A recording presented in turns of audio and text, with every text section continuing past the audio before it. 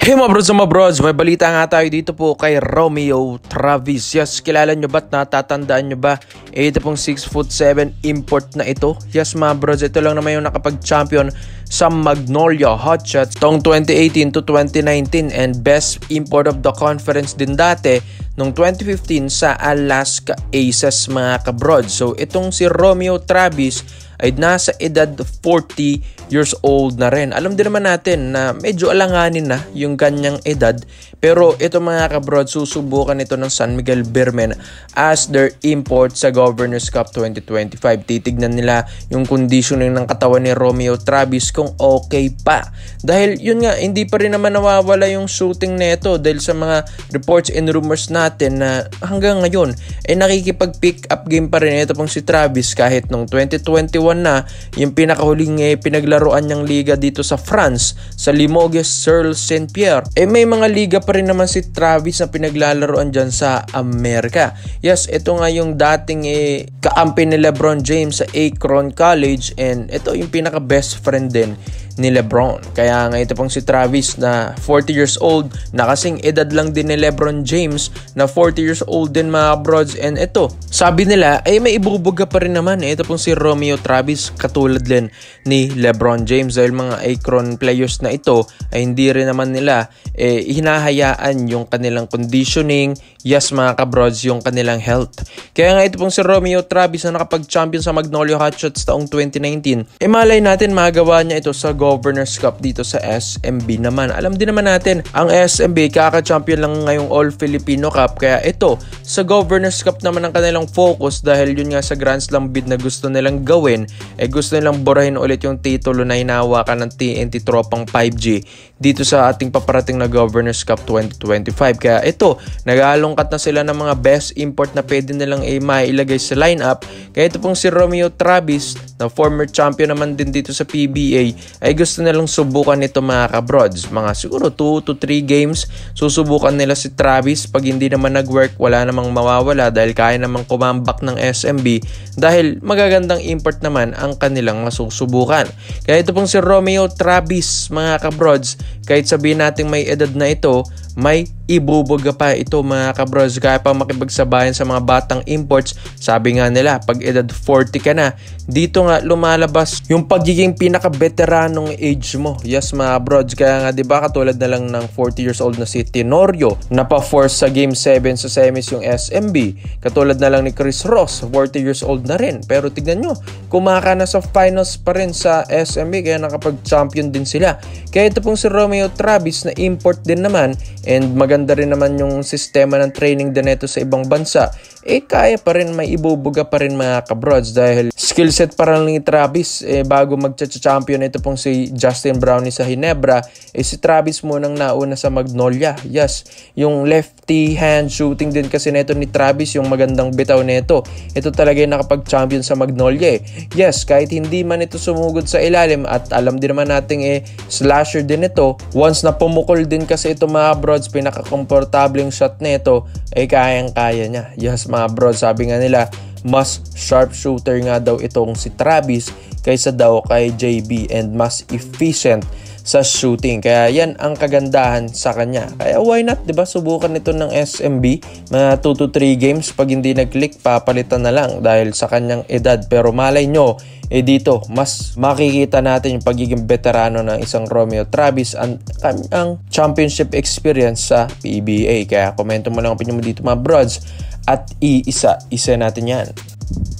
Dito naman po tayo sa kabilang balita naman natin mga brods, Carl Tamayo. Yes, alam din naman natin ito pong 6'8" big man or power forward na ito naka-line up sa Gilas Pilipinas natin mga kabrods. Ito pong Changwon LG Sakers ng KBL kasi na ito ay nababalita na interesado rin palang kunin ni Coach Tim Cone ito sa Ginebra mga kabrods. Syempre, sa tagal na rin nahahawakan ni Coach Tim, ito pong si Carl Tamayo sa Gilas lineup, gusto rin naman ni Coach Tim Cone na maidala ito sa PBA PBA. Alam din naman natin na medyo malabo yun, knowing na sa KBL, ang ganda ng sauran kasi dyan mga kabrods. And ang ganda rin ng liga dyan, walang farm team, walang game fixing, walang under the table na bigayan, may home and away format. Pero ito kasing offer ng Ginebra, ito nga daw yung offer na hindi matatanggihan ni Carl Tamayo. Yes, syempre pag-iisipan din ito ng Ginebra kung worth it ba. Dahil syempre, itong si Tamayo ay isa rin naman ito sa mga gunners ng Gilas Pilipinas. Yes, worth it din namang offeran ito. Dahil syempre sa pagkawala ni Jamie Malonzo, ito na yung mga gustong gawin din ng Ginebra. Sila naman din ang maghahakot sa ibang bansa para naman makita nila na hindi rin basta-bastang Barangay Ginebra San Miguel. Yes, offeran nila ng malaki si Carl Tamayo, and ito, pwede na lang ma-draft ito ngayong rookie draft 2025. Pero syempre, hihintayin pa rin natin yung confirmation ng agent nito ni Tamayo, knowing na syempre ang ganda na rin kasi ng buhay niya rin doon sa Korea. So, ang Barangay Ginebra San Miguel ngayon, nabawasan ng Malonzo na pumunta ng Kyoto Hanaris. Focus talaga nila ng mga big man department. Kaya ito pong 6'8" na si Carl Tamayo, ang laking bagay nito sa Ginebra mga brods. Sabi nga nila, pag nakuha mo itong si Carl, parang hindi ka nawalan ng Jamie Malonzo. Yes mga brods, yan ang kagandahan sa kanya. Kayang pumukol ng tres, kayang dumipensa, kayang gumawa ng spasyo sa ilalim, matalinong player, magandang court vision, physical na player rin mga brods, mabilis sa height niyang 6'8", speed, agility nito, athleticism, na kay Carl Tamayo na. Kumbaga, meron kang mas na-improve na Jamie Malonzo sa Barangay Ginebra San Miguel. So, syempre, hindi lang din naman ito pong si Carl Tamayo ang gusto rin kunin ng Barangay Ginebra San Miguel, dahil syempre, import din ang gusto nilang palitan. Dahil ito nga pong si Malakay Richardson, yes mga kabrods, ito nga ay mas bata, mas magaling at mas athletic kay Justin Brownlee.